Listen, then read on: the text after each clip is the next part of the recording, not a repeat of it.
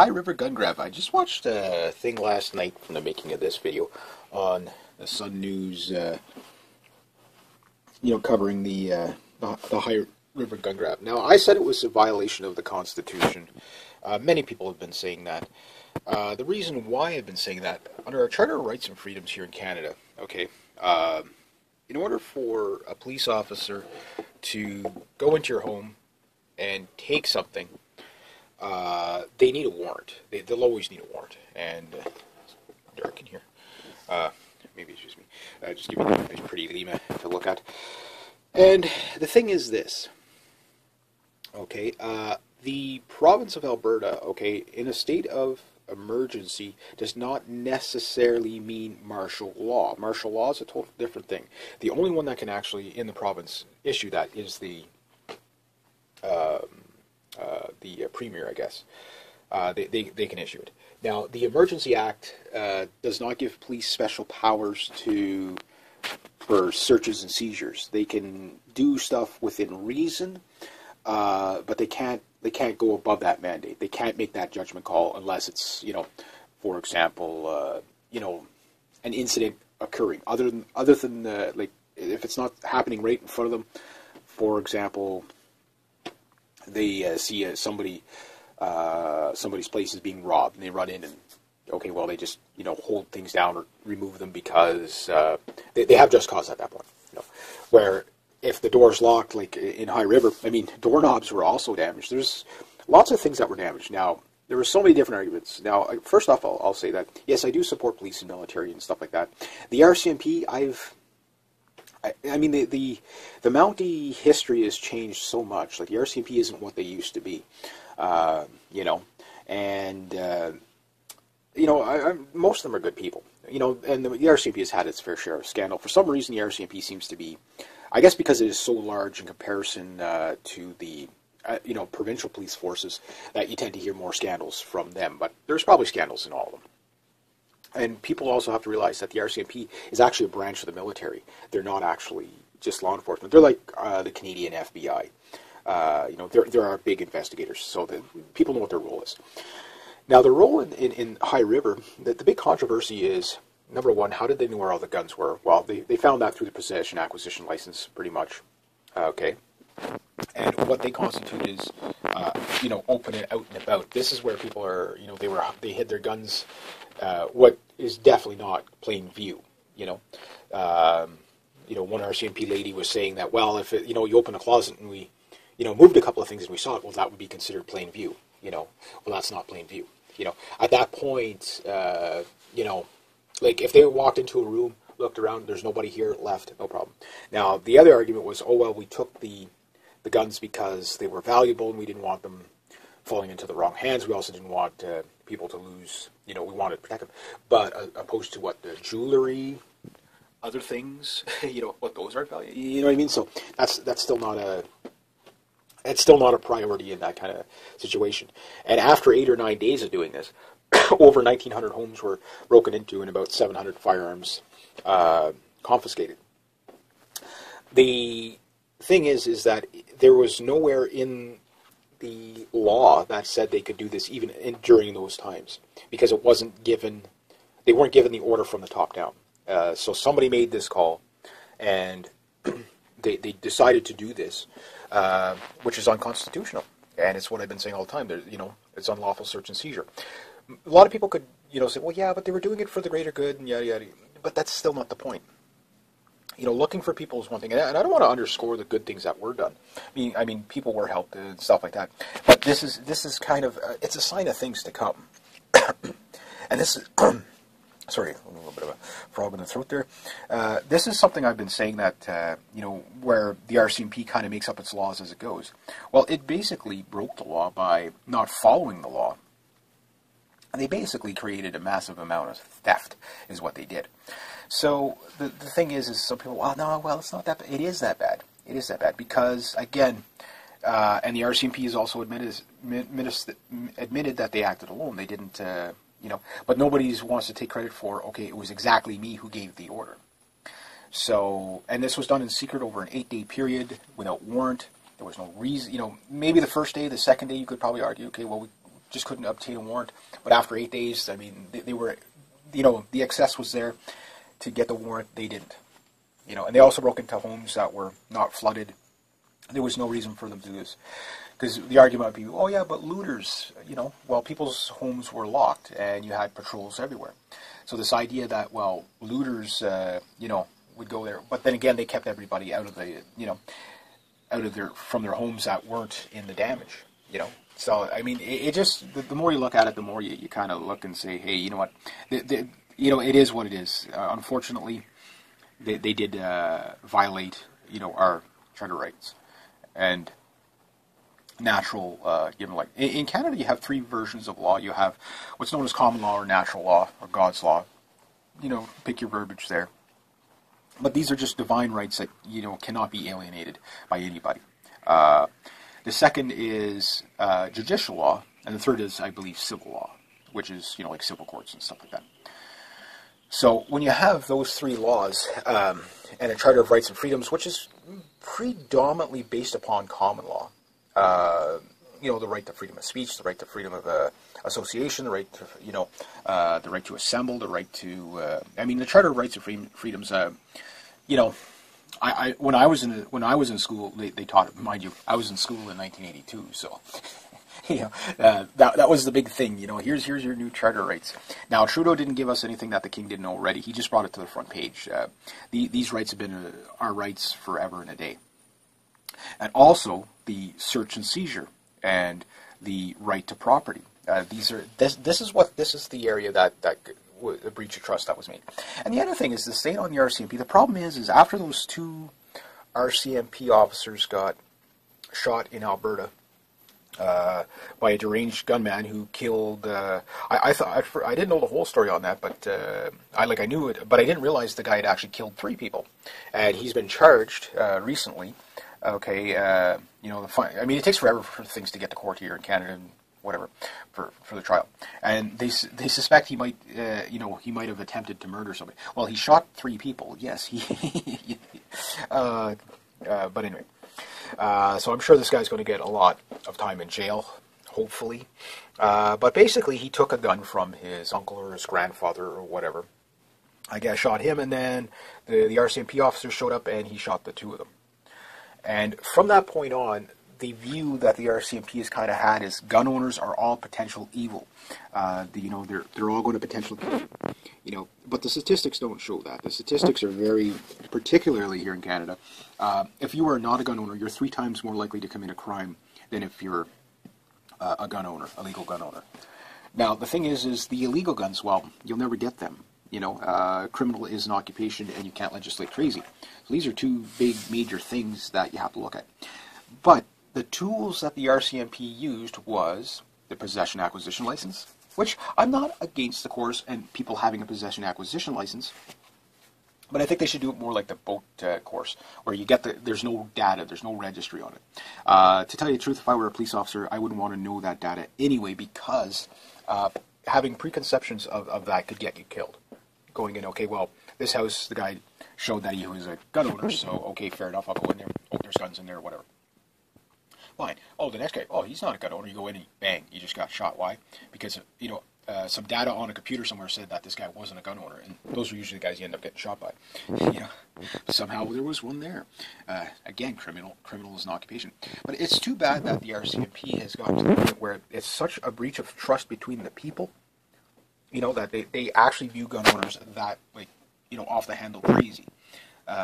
When you look at it, almost in every shooting case in Canada, it's almost never a law-abiding legal gun owner.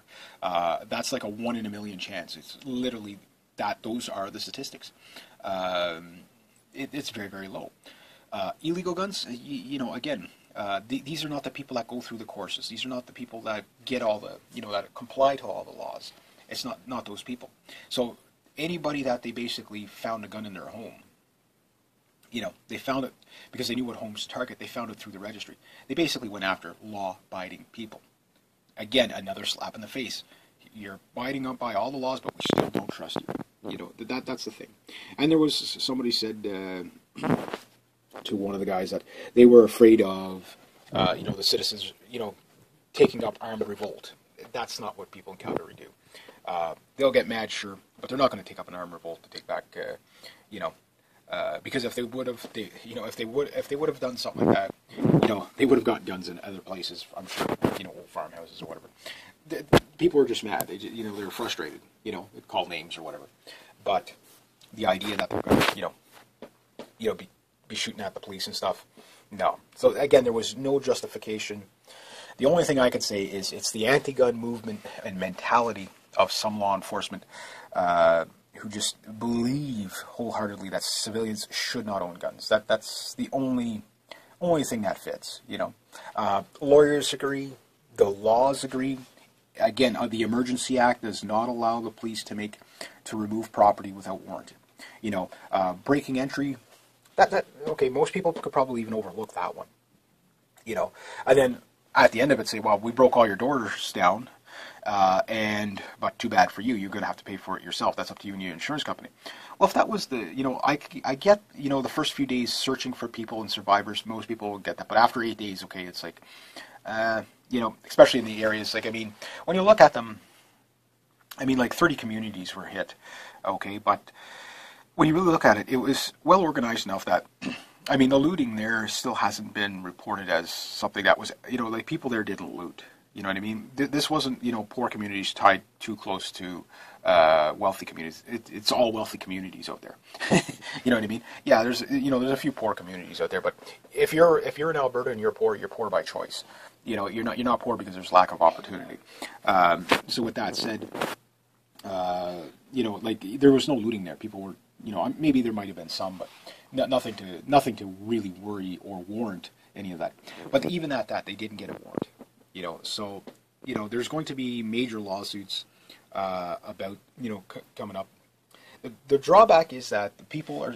I don't care about compensation so much as accountability, because this is the big breach of trust on the side of the people, that these people will not be accountable. Meaning, okay, you can slap them with, make them pay for this. When you tell the RCMP to pay for the door that they kicked in, guess what? That's coming out of the taxpayers' money. You're paying for it again anyway. You know what I mean? So this is a lose-lose. The officers that did kick in the doors, I'd rather see them do some community service, lose their badges, stuff like that. Just following orders, we have to set the example. And I hate the idea. Many of these guys probably did had a great career and have been a valuable service to the community. But you have to set that example that, hey, we're just not going to tolerate our rights being violated, and people will be accountable. Give them community service. What's good for the goose is good for the gander. If you break in somebody's door, and again, I know there's some people there, they want to be and I want to be as sympathetic to the RCMP as possible.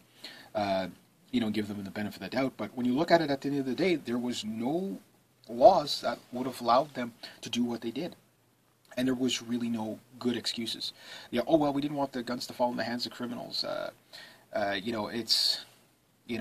They were basically targeting gun owners. And for example, a lot of people like to use the guns versus marijuana argument. If they would have walked into a place and seen a whole bunch of marijuana lying out in High River, and they probably did, there's nothing they could do about that. Why? Because they would have been basically in there for other purposes other than that, without a warrant. If they were in there searching for people, that's the way the law works, and we must follow the law. You can't just follow the law when it's convenient. You have to follow the law, or else. And if the law enforcers do not follow the law, well, if they don't believe in the law, that's going to trickle down into society. A great example: Mexico. You got corrupt law enforcement. You got corrupt people. It just gets worse. So it's a nightmare, relations nightmare for the RCMP. It's also a major breach of trust for people. People don't trust the RCMP anymore. It's like they're out to get us. Why? What have we done to them? And I every argument that I've heard so far that, well, maybe, it's not like what you're saying. I'm not trying to villainize all of them. Obviously not. And do we need police services? Yes, we do. That's, I don't live in a utopian kind of anarchist kind of world where people, I do understand you do need peacekeepers, you do need military, you do need law enforcement, but they are the examples. Therefore, if they don't uphold the Constitution, how can they expect you to? Now, the big thing here in Canada too is that You know, like with the long gun registry, for example, that data is still around. They could have, now, mind you, most of it's probably getting scrambled because, you know, people are selling their guns and stuff like that, so whatever. But again, we have politicians that don't even abide by the law. You know what I mean? You know, it's stuff like that. It just goes and goes and goes. It sets a horrible example. But we're having the people demand, not ask, but demand that there be accountability. And there should be. Somebody made a decision to do this. Who was it exactly? You know, there's a few people that are kind of high on the list, but there's no one person. So really, it comes down to the people going door to door. Now, that's an awful lot of people. You don't want to really fire them, but you do want to make them accountable. You know, I mean, there's people that are replacing doors that are like in the tens of thousands of dollars. Who would think a door would cost, you know, replacing the damage from a door from? They would have been better off just to smash the window and undo the door, you know. But no, they kicked in the doors, you know, so did they need to do that? Again, you need to punish a few of these guys so that they think before they act, you know. It doesn't matter if it's, you know, if you're willing to punish civilians, well, you gotta punish, you know, the police are the people are the police. Sir John Peel said that. I believe that. You know, just because they wear a badge, got a uniform, and get a paycheck, it doesn't mean they're any different. They still have to follow the same rules. And when enforcing the rules, they have to follow them to the letter.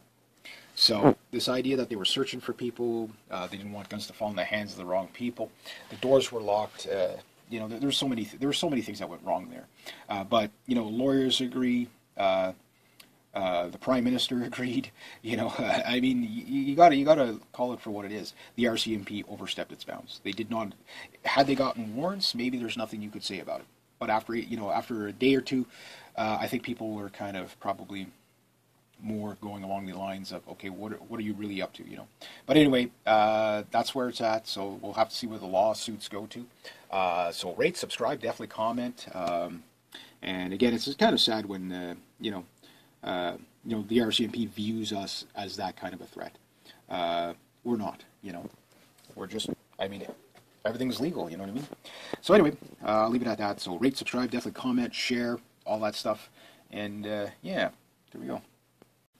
Okay, hi and welcome. The High River gun grab. I just watched a thing last night from the making of this video on the Sun News,